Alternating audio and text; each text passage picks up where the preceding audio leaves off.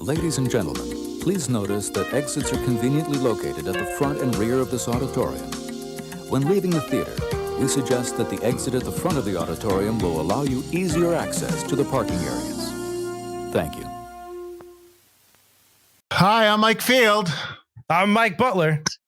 And welcome to Forgotten Cinema Lead Up. Each episode, we highlight a film from a popular series and follow it all the way to the most recent release. We'll discuss what we love about the movie, or perhaps don't love about it, but we'll always recommend you revisit it, even the not so good ones. Let's get into it. Mike, how you doing? I'm doing all right. I was just towing a mining ship, minding my own business, when all of a sudden Mother says I got to go down to a derelict planet and investigate some weird alien ship. Next thing you know, everyone's dead. What am I going to do? Well, that sounds like a movie we're doing called Alien. So for those who don't know, this is the beginning of our probably our biggest endeavor in the lead up series. We're going to cover all the movies in the Alien franchise leading up to the new release of Alien Romulus, which comes out in mid-August. We are doing, yes, when I say all the films, we are doing even the non-canon ones of Alien vs. Predator, Prometheus, even though I guess there was some discussion whether they were actually canon, but they were just claim non-canon, whatever. So regardless, we're doing them, which some of us are looking forward to. Some of us might not be. But yes, that's what we're doing. We're starting to our Alien Requiem episode. I've seen them all, and I already know what to expect. But anyways, rather than blather on, let's go into it. Let me get into the facts. Just for those who don't know, who don't listen or watch the Forgotten Cinema Show, we have this. We're following the same concept here. We're gonna do the facts, and we'll get into our viewing notes and kind of some details about the movie, and then we'll just finish it out. And I describe the episode like I usually do for some reason. All right, the movie's Alien. Runtime is 117 minutes. Word of warning: Mike watched the director's cut. I watched the theatrical cut. I know of the stuff that's not in the theatrical cut, and so I'm sure that'll come up a little bit while we'll talk. So just we do know there are two versions, so we will we'll kind of discuss the differences and what works and maybe what doesn't work or what have you. This film's rated R, both versions. Production budget was $11 million. It came out on June 22nd, 1979, which is a Friday. Its opening weekend it did $3.5 million. Domestic 84.2, international 24.3 for a worldwide total of $108.5 million. So pretty good for an $11 million budget. Obviously a big time hit. Production company was 20th Century Fox and Brandywine Productions, and it was distributed by 20th Century Fox as well. So I said it came out on the 22nd of June. It went up against, let's go back a week to the 15th where you had, and I think we've talked about this before, a lot of these movies back in the day, back in the 70s and 80s, are listed as limited because wide release is kind of a different category. Like it's not wide like it was now, where it's 3,000 screens or 4,500 screens. Back then, not a lot of films went wide. They're just always known as limited, but there's still obviously big draws at the box office because there's not that many theaters back then. So not many screens, excuse me. So you had on the 15th, you had Rocky 2, Butch and Sundance, The Early Days, Golden Girl, and Prophecy. So obviously Rocky 2 is the big summer movie that weekend. The 22nd, along with Alien, you had Escape from Alcatraz and The Muppet Movie and The Main Event. So I would imagine that Escape from Alcatraz and The Muppet Movie were probably what people were looking forward to more than Alien, because nobody knew. I would imagine nobody really expected this kind of business from Alien. It was more of a word of mouth movie kind of a thing. Right. The week after, the 29th, you had a big time James Bond film, Moonraker, and the comedy Meatballs, along with Bloodline. James Bond, always a big attraction, although I do like Moonraker. I don't think it's, a lot of the Roger Moore ones are tongue in cheek a little bit when you look back. I don't know how you feel about that. They're not. Oh yeah. They're super cheesy. They're not my favorite, but they have a place. That was definitely an answer to the, hey, Star Wars is out, we're putting them in space. Although it is based on an actual Ian Fleming novel. The novel's just a little less out there. Loosely based. This one is directed by Ridley Scott, who was nominated for 4 Academy Awards: Thelma and Louise, Gladiator, Black Hawk Down, and The Martian. Screenplay and story was Dan O'Bannon, and you also had a story credit for Ronald Shusett, but they both pretty much wrote this film. O'Bannon did Blue Thunder, Dark Star, and Total Recall, and Shusett did Above the Law and Free Jack. Dark Star is John Carpenter's first film. I don't know if you've seen it, Butler. I have. It's very indie. comedy, very basic, very, hey, let's shoot a movie in this tight space, and there's an alien aboard the ship and stuff like that. So there's some similarities. Like that's more of a comedy. Is there a control room in Dark Star that's like very narrow with a lot of lit panels? Yes, they all. I think I saw a screenshot like a month ago randomly of this movie. Okay, yeah. I do want to see it. When we were reading about Alien, I was like, I kind of want to watch this. It's obviously like I said, it was a comedy, but you'll recognize elements that obviously O'Bannon used for Alien. In terms of just obviously wanted to like Carrier. Yeah, he wanted to do the same thing with Carrier. Yeah. Yeah. Shusett has done Above the Law and Freejack. Cinematographer was Derek Van Lent, who's done Dragon Slayer and The Spreading Ground. Composer was Jerry Goldsmith, who's nominated for 18 Oscars and only won one for the movie The Omen, the original Omen. No Star Trek wins. Ridiculous. No respect. Edited by Terry Rollins and Peter Weatherly, and the director's cut was edited by David Crowther. Rollins won an Oscar for Chariots of Fire. He's also done No Escape, which is an episode we did on the main podcast. Peter Weatherly has done Creepshow 2 in the 1979 movie Scrooge, and Crowther has done the Alien 3 Extended Edition and the True Lies. He actually was the apprentice editor on True Lies. Gordon Carroll, David, somebody who helps the editor, somebody who's learning how to be an editor. But like True Lies, like 20 years later, all of a sudden he's an apprentice. Well, I mean, he's probably more of an assistant, probably just helping out. It's just a title. It's a gig kind of thing. I mean, gotcha. I mean, he's doing a director's cut. He's just coming in and he's not making major changes. So he's just coming in and, putting stuff in that really needs and, taking stuff out. So it's probably not a massive, like editing is you're editing like as the movie's shooting for some people. You're getting it and putting it together to show the director. So he's, it's a process. So Gordon Carroll, David Giler, and Walter Hill were the producers on this film. Carroll's done The Best of Times and Red Heat. Best of Times is a movie that we did on the show. I don't know which season, but maybe like in the double digit seasons, I think. I think double digits. David Giler's done the Tales of the Crypt, the TV show. He produced that, and Southern Comfort. And then Walter Hill has done Last Man Standing and Undisputed. Walter Hill also directed those films as well. He was actually going to direct this film, but decided not to. I don't think because he wanted to give Ridley Scott a chance at it. I think he just didn't want to do it anymore. Or I don't know. I couldn't find a real reason why he didn't do it. This film doesn't have a big cast. You were going to say something, Butler? I'm sorry. No. I just said, I was wondering maybe he didn't want to do it because it seems like, and we'll get into it, like everyone was very particular about the pre-production on the movie. Like, seems like it would have been a headache for any director. Maybe. Yeah, that makes sense. This film does not have a big cast. Tom Skerritt as Dallas. He's the top billing here. He's in Top Gun, Contact, MASH, and Space Camp. Did you ever see Space Camp? No, I know the title. I know it's a movie, but I don't think I've ever seen anything from it. Where the robot sends Max to space. Like this, it's basically kids going to space camp, and he befriends a robot, and he's like, "Must send Max to space," and he sends him to space. And you never saw that? No. It's a real 80s film. And so I want to say, yeah, but like, I want to say like late 80s, maybe, 88, maybe, I don't know, maybe 88, 89, maybe even early 80s. I could be wrong. Anyways, we might need to put it on the list just so I can see it again. Sigourney Weaver as Ripley. I don't know if you know Ripley in the Alien franchise. Obviously, this is the first time we're meeting her. Nah, she doesn't make it for a while, right? She's one of the first ones to go. Exactly. She's been nominated for 3 Oscars, 2 in 1 year. Girl is in the Mist, the story of Diane Fossey, and Working Girl. And then she's also nominated for the sequel to this film, and Aliens. So I thought that was very interesting. Veronica Cartwright as Lambert. She was a kid when she was in The Birds. She's also in The Witches of Eastwick and Invasion of the Body Snatchers. And before Butler says it, the X-Files episodes.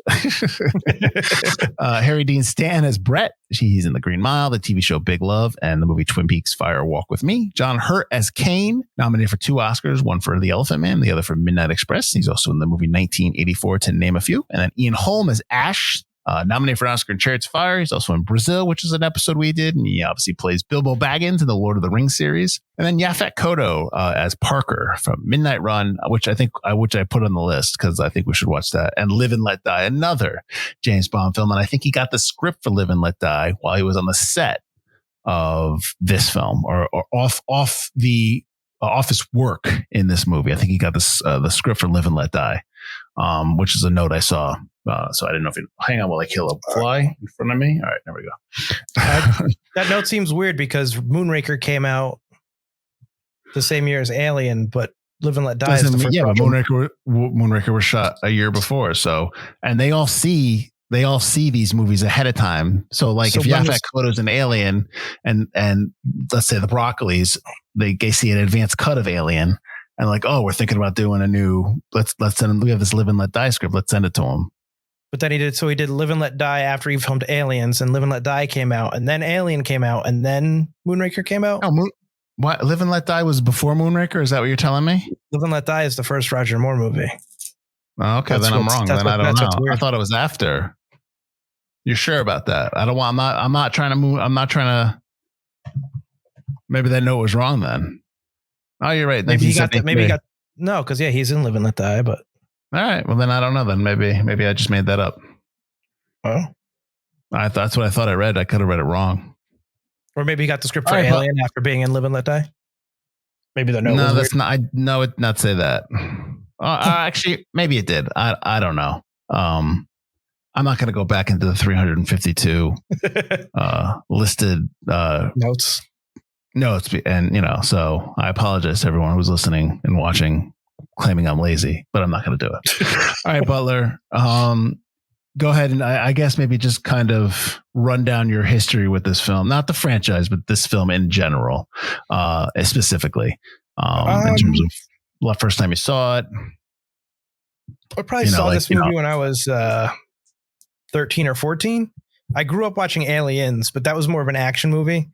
So I think it's a little easier for a kid to watch. Like there's only a couple scenes where my mom was like, you can't watch this scene, and it's just faster. So it was more interesting to me. I think my parents realized I probably wouldn't be able to watch it when I was younger. I'd probably have turned it off or walked away anyway. But yeah, the first time I saw it, I was really into it. It is a little slower. What's weird is it seems slower to me now than it did when I watched it when I was younger. And that just might be because movies nowadays are a lot faster paced, even from when I was watching it, as a kid in the late 90s, early 2000s or whatever. But I really do like this. It's so totally different from Aliens. It's such its own thing in terms of like its tone. I mean, obviously the style and the way the future works is still pretty similar, but I always dug it in that it's such an early film in terms of sci-fi effects and stuff like that. And I think so much of it still holds up. And I just really like the fact that it's a movie that doesn't have a ton of dialogue, but still keeps you kind of watching every scene, which I always really liked. Yeah, my one of my first notes was I wonder if the movie's slow pace during the setting would play well for modern audiences. So somebody who's never seen this film before, would they appreciate that? Would they appreciate I wonder if somebody is watching it going, when's the alien coming? When's the alien coming? Or if somebody's watching it going, is unsettled and nervous and worried and, you know what I mean? Like what's happening? Like, I wonder if this would play well for a modern audience. I don't necessarily, I don't know if I know the answer to that. I don't know what you think about that, but that was one of my thoughts when I was watching it. Yeah, I don't know. The tone and the setting is so unique and so interesting. But like you said, it's so much slower than most films and stuff that I really don't know. But I think like we'll get into it, 80 movies from now. But I'm pretty sure I remember Prometheus starting very similarly with a very slow pace and kind of ratcheting up the tension and the horror as the film goes on. And that film made a ton of money. So I don't know. I think with this film, you're dealing with, this is the style of filmmaking that's coming from the 70s. So you're dealing with that. It's not necessarily anything new. So I think audiences are already used to kind of sitting down, settling in, and kind of letting the movie come to you kind of thing, and kind of like getting into it. So I think it's just a byproduct of the time. I think I like the pace. I think it adds to it. It's because we know we're watching it and we know what's going to happen. We know, what happens to Kane. Like we know what's coming, but I wonder, like, audiences back then, like I wonder what the initial reaction was when this movie's on and they're just kind of sitting there and like waiting, like, oh my God, this thing's on his face was going to happen. Like, I just wonder like it wasn't such a, because we'll get to the chest bursting scene, but I'm wondering if that scene hit them so strong that's why that word of mouth starts happening. Oh, you got to see this scene, like that kind of thing. Like I always wonder, like those initial reactions to movies back then, like with Jaws and obviously films that, you know, we already know what happens. It's always fascinating I wish I could go back and kind of see that in happening as it goes, you know, in action. I don't know how you feel about that, but I don't know. That's just maybe my 2 cents. Yeah. Like I think we've talked about it before. We were lucky enough to live in the era where we both saw Jurassic Park in theaters, and like how that affects audiences and stuff like that. And I know that, you know, you're a little older than me, so you got to experience Indiana Jones, you know, in theaters and how people kind of reacted to that and stuff like that. Maybe not Raiders. I don't know if you're old enough to have seen Raiders. So I think my Indiana Jones, and I think I've told you this, is I watched Temple of Doom at home. And I remember like I loved it, and I was like, and then my father was like, oh, they made another one. I was like, what? Like, so I didn't know, but I did see Last Crusade in the theater, and that was awesome. So yeah, so I was just like, I was psyched for that. I mean, I remember seeing Back to the Future 2 in the theater, and then like in the credits, the trailer for the third one pops on. You're just like, oh yeah, it's coming. Like, so because back then you don't have what you have now, where you know everything's coming. So I think that would still psych people up though to have it attached to the movie, because you still don't. Maybe some Avengers teasers, but you still don't really get that. Well, it's good when they hide it and you don't know. Like, yeah, it's good. I mean, it's good when the payoff is worth it. When they're bad mid-credit scenes, or when they're just kind of like, who cares? Like when like Howard the Duck shows up at the end of one of the Guardians ones, you're just like, all right, and so yeah, that's definitely. But back to this film. Well, before we go, like, are you going to say like what's your history with Alien? Because like I said, you're a little older, so I don't know when you watched it originally and what it was like. I never would have back then. So I definitely watched Aliens first. I'm not as big of a horror guy as you are. So I don't necessarily, when I first started watching films, I wasn't like gobbling up all the horror movies I could. Well, this was more sci-fi. This is before I was watching Aliens, to me, Alien was more horror than it was action. Like you said, Alien is action. So, but I saw Aliens, and I know I went back and watched this one. I've probably maybe seen it a handful of times. This is probably maybe the second, maybe third time I've seen it, in its entirety here. Like, you know, usually it's bits and pieces. Yeah, no, and it's not something I'll just pop on and watch. Like I'll always watch the Indiana Jones ones from start to finish. Aliens is not a franchise that I really always go back and revisit. You know, so I just want to say it's not one that I like. These two are exceptions. I'm not going around watching Alien Resurrection over and over. No, but I mean, there's still stuff in Alien Resurrection I like, and I know you don't. You're not a big Alien guy. There's one or two things in all of them that I like. I think with Alien Resurrection, I'm hoping, and I think that you're going to find more stuff now that you like, maybe you didn't back then, that you're going to appreciate. I hope so. I've only seen that one time all the way through. That's why I'm thinking everything else I've only seen bits and pieces on TV. I only saw it right when it came out. So right when it came out, I think I just rented it. So not even in theaters. Yeah. So that's kind of, and then obviously when the new ones come out, I watch them, but I haven't gone back to Covenant. I haven't gone back to Prometheus or anything like that. So it'll be interesting to rewatch those again for this lead up. But one of the things I wanted to get to, I kind of want to talk about Ash right off the bat with you. Okay. For those who don't know, or for those who do know, obviously the Alien franchise, each movie has a android in it. My question to you is, this is supposed to be a big reveal that he was a robot or an android or whatever, right? Mm-hmm. Like, no, yeah. So, but in subsequent films, they're played differently. Like Bishop in the Aliens, and then Call, and then David. They're all, well, maybe not Call, but David. There's some element of Ash in all of them. I'm making up a term here. There's some element of roboticism to them, like the way they talk, the way they speak. But with Ash, there's not. He's quick tempered.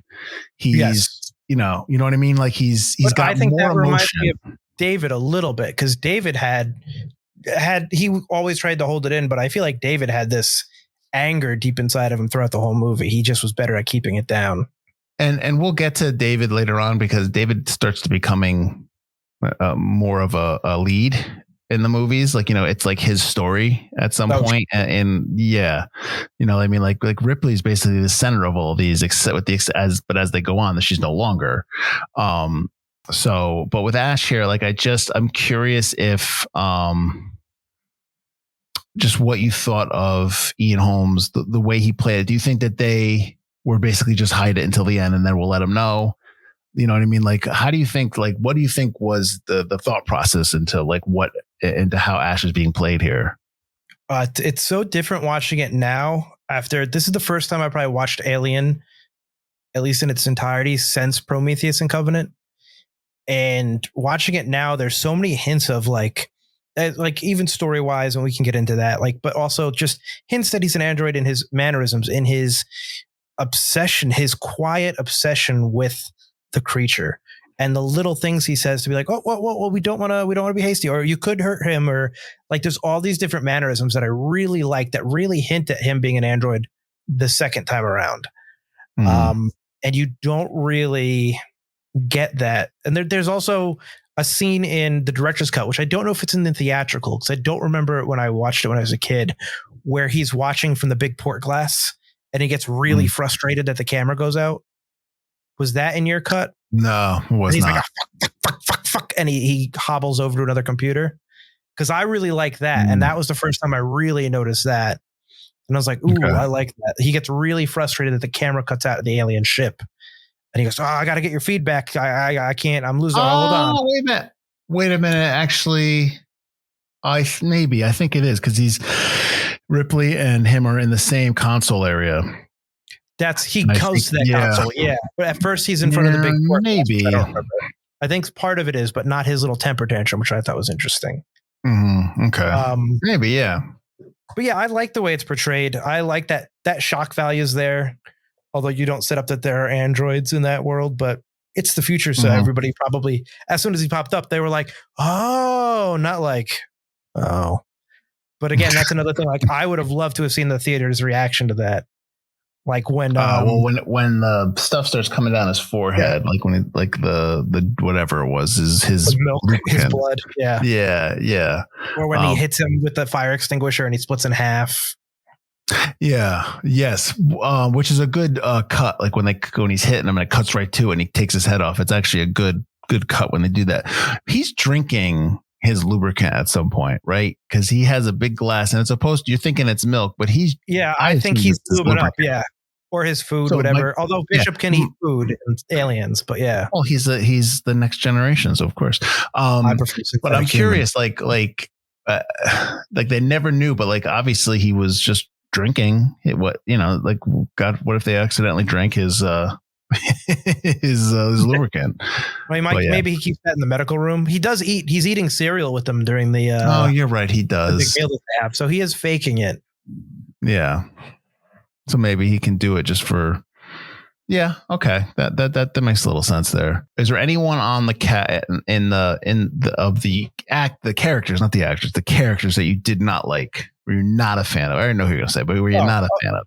Of course, I don't think anybody likes Lambert. Are they not supposed to like Lambert, or is that just the way she's portrayed? I mean, you watch the theatrical version, so they do hint at the Dallas Lambert Ripley kind of. It's there, like, but like, it's not overt. It's not overt, which I guess they cut. It's not overt. Well, there was going to be a sex scene between Dallas and Ripley, but they cut it. Right. There was the idea that there was like a full argument as well, right? And they cut the full argument. There's like a triangle thing that happens there between them. I have another note that they're so. I gotta find it because it was. Okay, so I'm going to read it. In the preview of the bonus feature menu for Alien Legacy box set, the bio for Dallas had him as being born female and Lambert as being born male. And obviously they had gender reassignment before the events of the movie. And there was like a big negative fan reaction to it, of course. And then now their bios display their gender with quote unquote natural in brackets behind it, implying that gender reassignment is fairly common procedure in the future. I remember also there was a note that when O'Bannon and Shusett wrote the script, they contracted in their contract, they had that all the characters could be either played by a female or male. There was no specific, there was no. So I'm curious, like they've obviously looking to the future. And I think that's a very forward thinking, for this film. Like I thought that was interesting. I didn't know if you had seen, the other Legacy is the box set, right? It's about, I don't have that. I have a box set, but it's not the Legacy one. It's the, and it's not the quadrilogy like I thought. I think you have the quadrilogy. Which is the version of one. Yeah. I have one. It's called the Anthology. So that they just keep putting out different box set names. But I did read that note, and it's like, it's an interesting note considering that he wrote them to be gender neutral. But I don't know if that's just to fill roles and have just the best actor portraying the role. And the gender reassignment thing was just something that the editors of DVD, or the editors of DVD, like how much control did O'Bannon or Ridley Scott have in that decision? Well, a lot of notes I have is that O'Bannon on the set of this one was not fighting, but was basically, nitpicking Walter Hill, wanting certain things. Like they wanted the original, the facehugger was going to be painted green, and he was like, no, he liked that the way it looked. It was a flesh colored. Good for him, because that would have changed. I think if the facehugger was green, that honestly probably would have lessened the impact this movie had on audiences. Like I think the facehugger flesh colored and that more sexual thing. Well, I think that's the whole part of this. The whole thing with the Geiger, the H.R. Geiger design for the alien. But the facehugger is not Geiger, because they hated Geiger's design for the facehugger. Right. I can't remember the name of the other.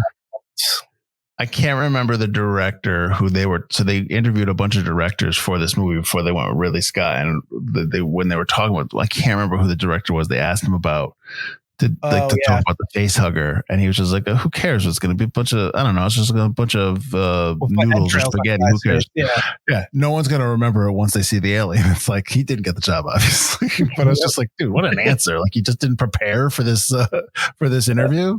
It's just some schlocky sci-fi thing. Who cares? Yeah. Okay, pal. The facehugger still works so well. Like I know obviously they cut, but like the way the tail wraps around the neck still looks so good. The way it's breathing on John Hurt's mouth, it works so well. And obviously the entrails, which was like, what was it? Oyster and sheep stomach or something? Oh, when they were doing the autopsy. Yeah, it was, they used fresh shellfish, 4 oysters, and a sheep kidney to recreate the internal organs. And they had to do it fast because obviously it was spoiling and going bad.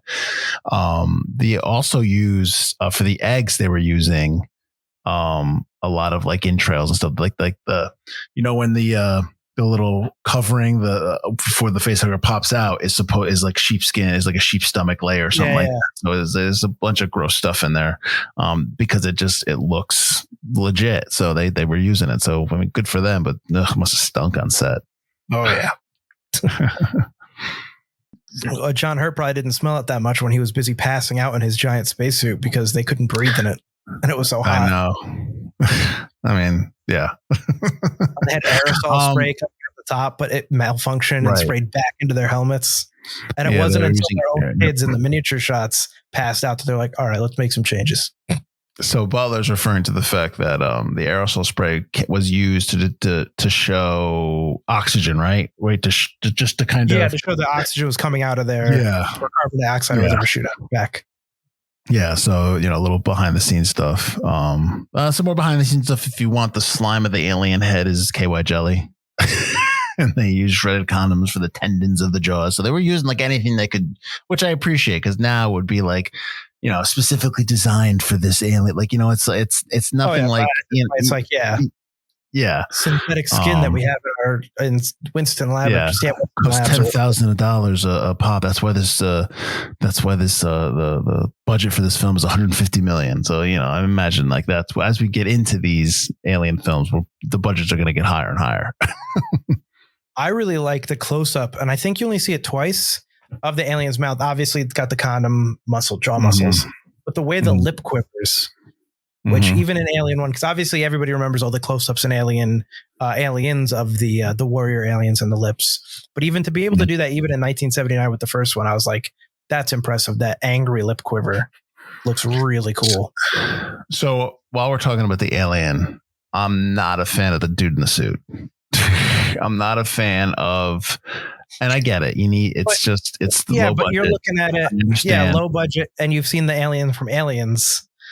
Well, that's the thing. That's what I was going to say. I think once the alien work they do in Aliens almost feels like, okay, we got it. This is what the alien's going to be moving forward. You know what I mean? So I think that, obviously Alien is, and there's no knock against it. It's a low budget film, obviously. So it's dealing with, there's 3 different suits. There's a suit for the 7 foot tall, and I'm going to butcher his name, Bolahi Badelo, who played the alien for certain scenes. He's actually, so, when Ripley gets on the shuttle and she's hitting all the switches and the alien's like laying within the wall and moves that's him. And they actually built it around him so that he could fit there, but he just couldn't get out of it. If you could tell as he's trying to get out of the thing, he's like, oh God, I can't. Yeah. So there's that suit, that big suit. There's a smaller suit for a stuntman. And then there's obviously, the stuff they create when they have the close-up stuff and stuff like that, when it's more of what you're used to from Aliens. Was the part that really took you out of it when he attacks Dallas? Because that's what it takes me out of it. Yeah. That's like when he turns and he's like, yeah. Like he's doing jazz hands. Yeah. Yeah. I know. Hey guy, and his gloves are like wobbling. It's just like, you needed a slightly quicker cut. But I get it. It's fine. But yeah, that's kind of like, oh no. and even that scene I just described when he's laying in the side of the ship and he's coming out, you can kind of tell. Yeah, when it looks like right. Yeah, I know.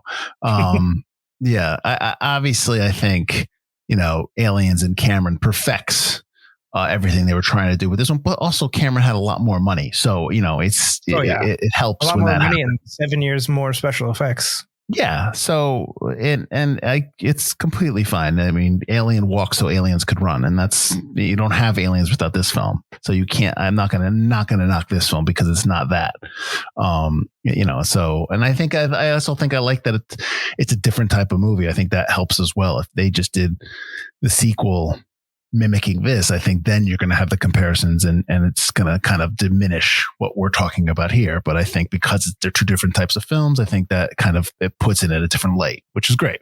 So obviously this movie won an Oscar for Best Visual Effects, and it was nominated for an Oscar for Best Art Direction and Set Direction.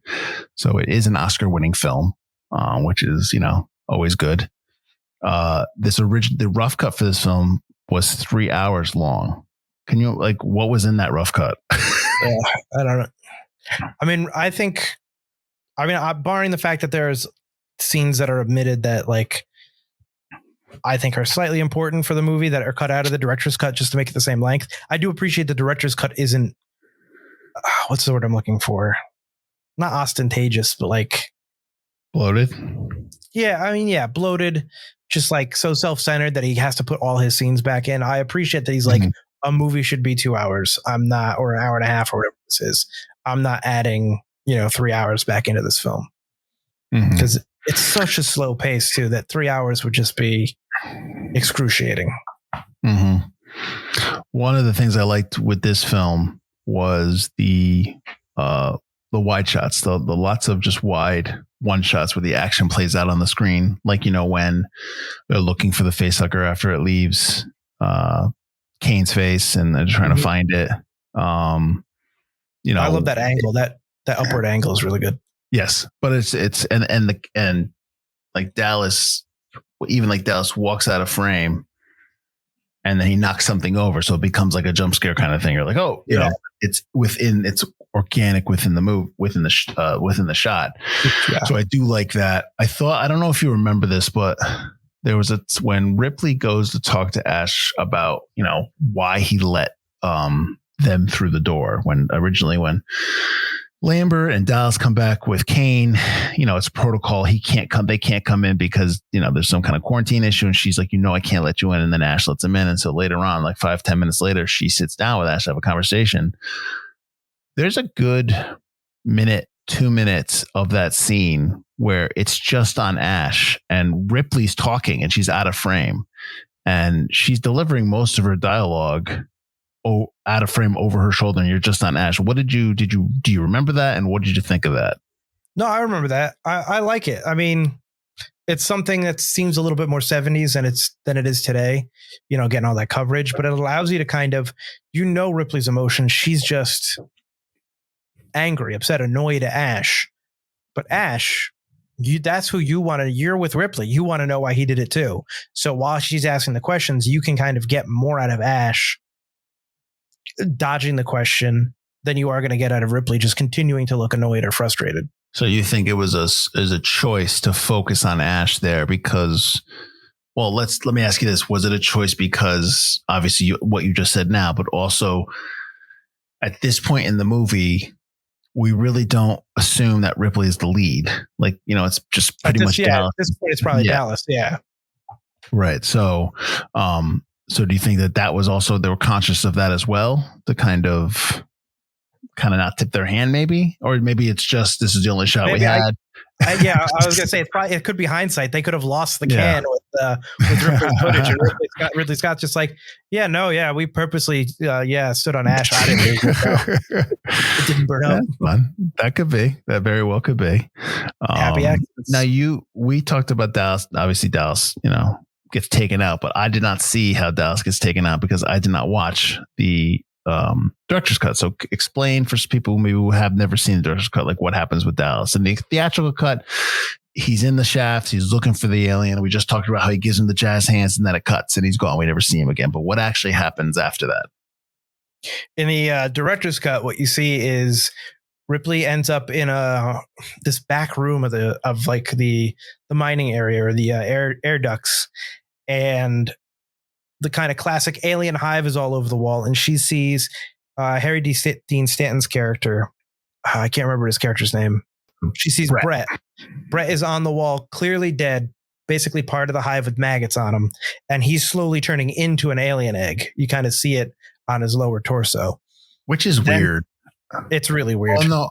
Yeah, they didn't have they didn't figure out like how it all works yet. So James Cameron invented the Queen.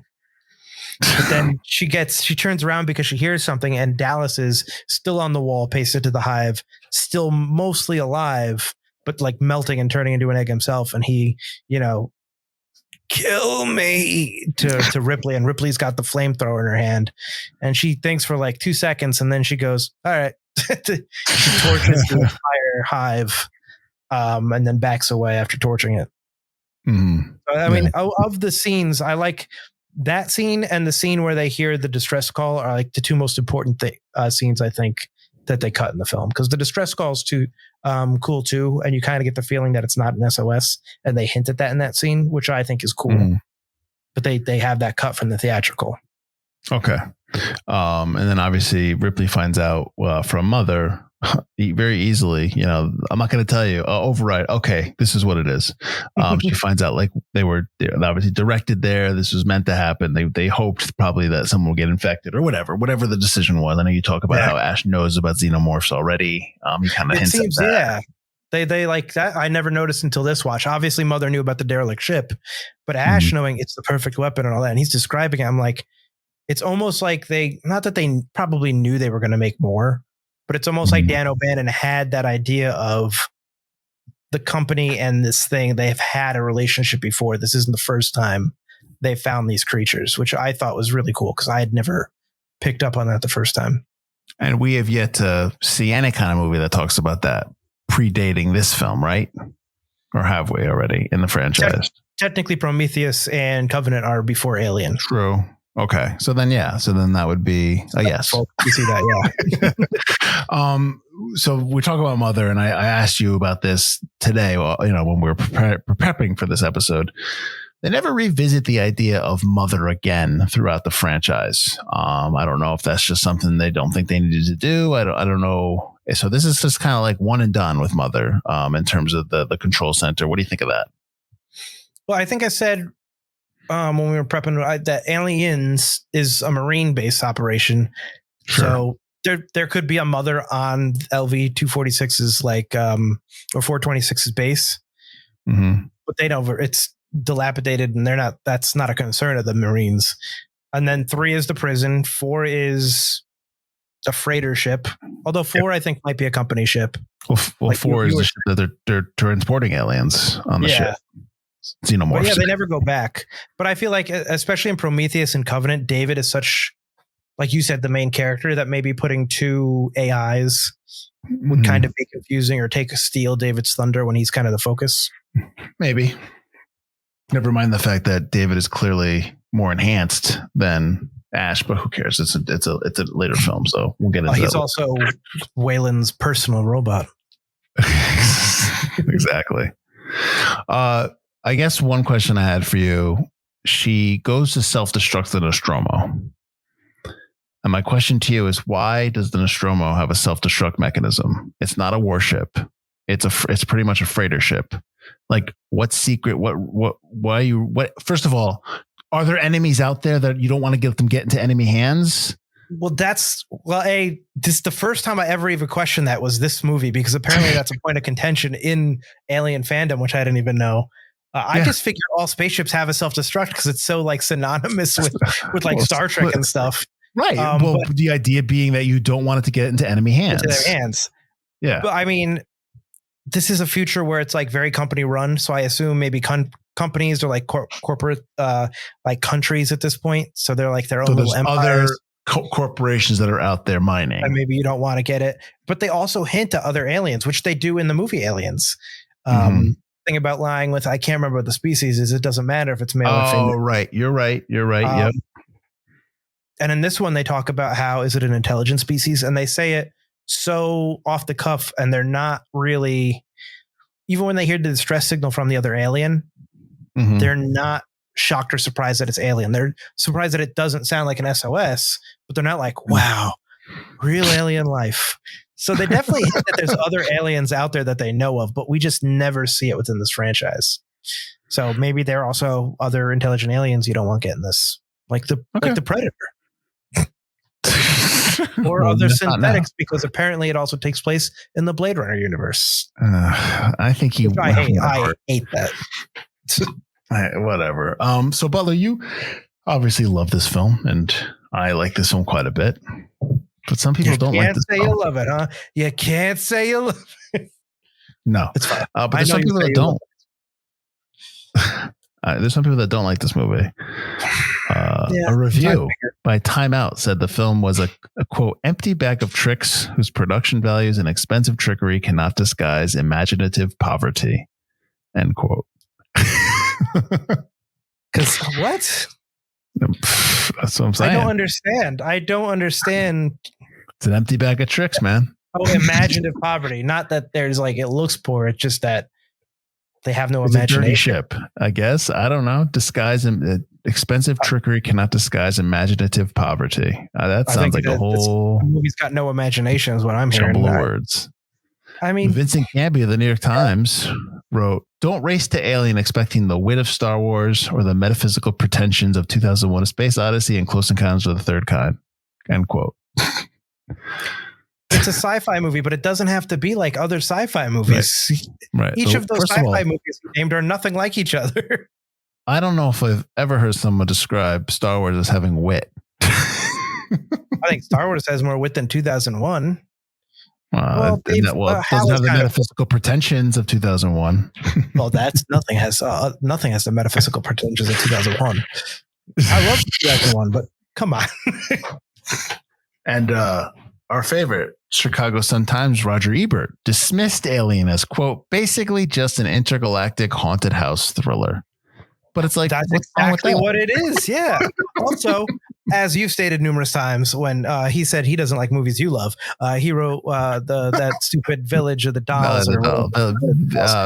Yeah. Universally panned. So what does Roger Ebert really know? Come on, man. Rest in peace, Mr. Ebert. Come on. I get it. It's just, I just always we tend to disagree on this show. Yeah, I like to get to the reviews that bother you the most. So Butler, a lot of times we ask in the I mean, obviously this is a lead up, so we're suggesting that people should watch this film.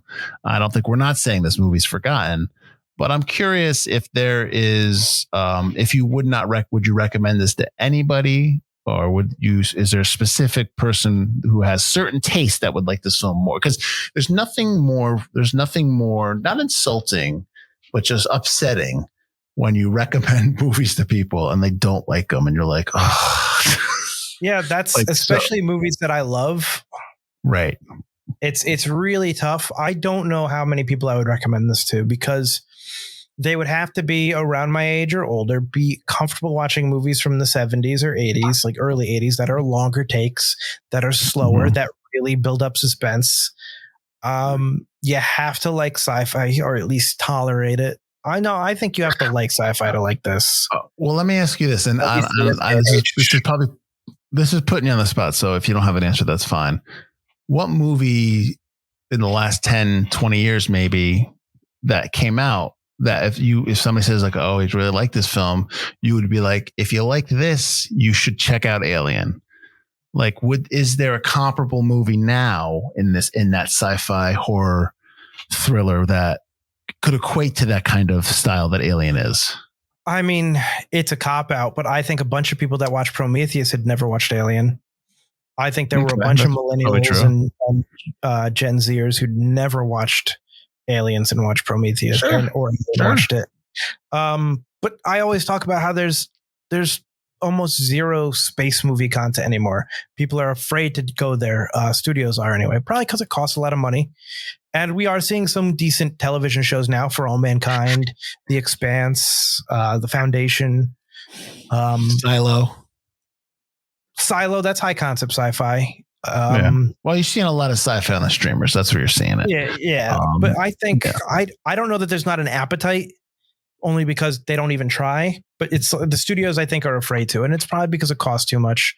It's probably because you're putting a lot on a genre that hasn't been tested in a long time, other than, like, I don't count Guardians or the Eternals, or even the Eternals didn't do that well. It's not that good. That's true. But yeah, I think space is something people are afraid of doing. Movies like Ad Astra came out. That was cool. I love that. I like Ad Astra quite a bit. Yeah. No one went to see it. Yeah, no. And that does not necessarily, that doesn't say that the movie's not good. It just didn't appeal to a broader audience. That's all. I just think the space genre is kind of in a lull right now. And then I really like, obviously it's my favorite genre, so I hope it comes back. But I think because of that, it's going to be hard to recommend this to anybody who's a modern audience goer who hasn't already seen this movie. It would be hard to recommend this to them. I don't know if you feel the same way. I think it's a movie that if somebody is into film, I think it's a movie that they need to see.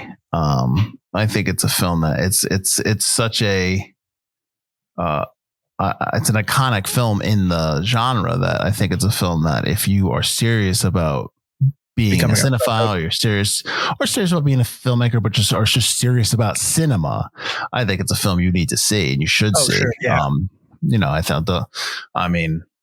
There's always people that just won't like watch horror films. Oh, they're too scary. And I get that. You're too scared. But like, this is a film you should watch. Just turn the volume down if you don't want to get scared while you're watching it, because it still works. It's, that's the thing. So I would definitely recommend this to people that are like into movies like we are. I think I asked you the question. I asked you and you're trying to give me comps to this film, like modern day comps. I was trying to think of some of my own and I couldn't. The only thing that popped in my head was Prometheus, and I'm like, oh, that's cheating. Yeah. Well, there's a lot more. I think there's a lot more. Like Ari Aster stuff is kind of slow moving and get like Midsummer, like kind of like, gets. He does make movies, but they're horror films. That's the thing; they're not sci-fi. So I think it's got to be somebody who likes multiple, like who was like, "Oh, I like sci-fi," so I like something like that. Somebody who's okay with the film taking its time getting to where it needs to go. I think would be how I'd recommend this. And it's not. You're calling it sci-fi. You love the genre, but there's a lot more stuff going on here in this film than just it's a straight old sci-fi, like the haunted house, in space.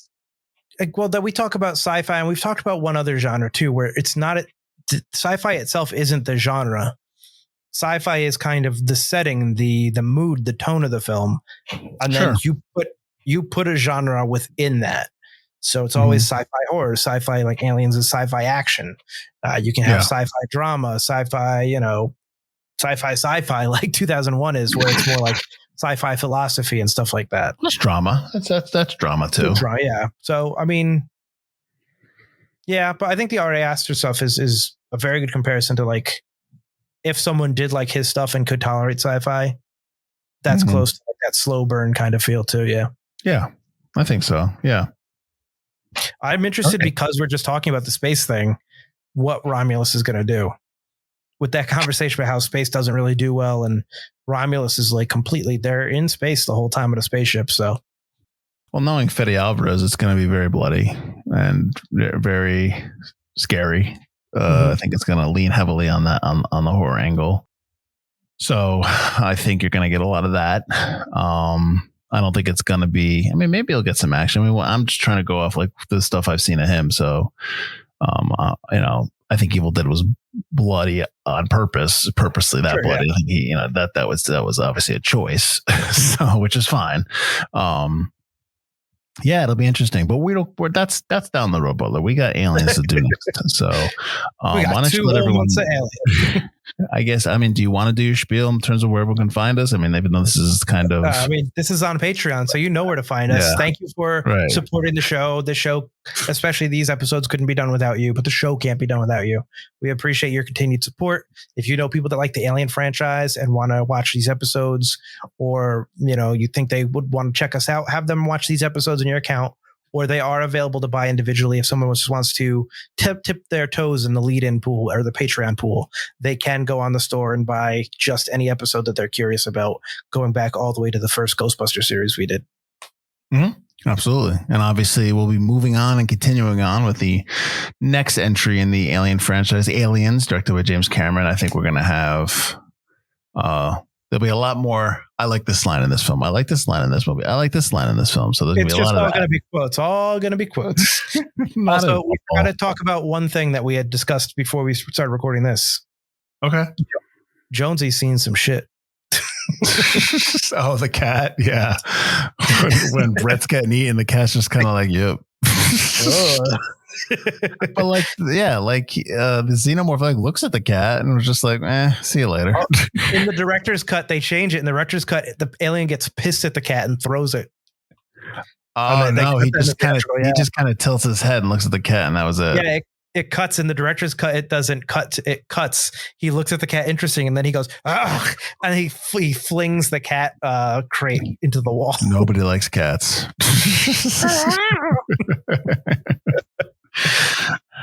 All right. Well, thank you guys. And I don't know. I guess without further, I'm Mike Field. I'm Mike Butler.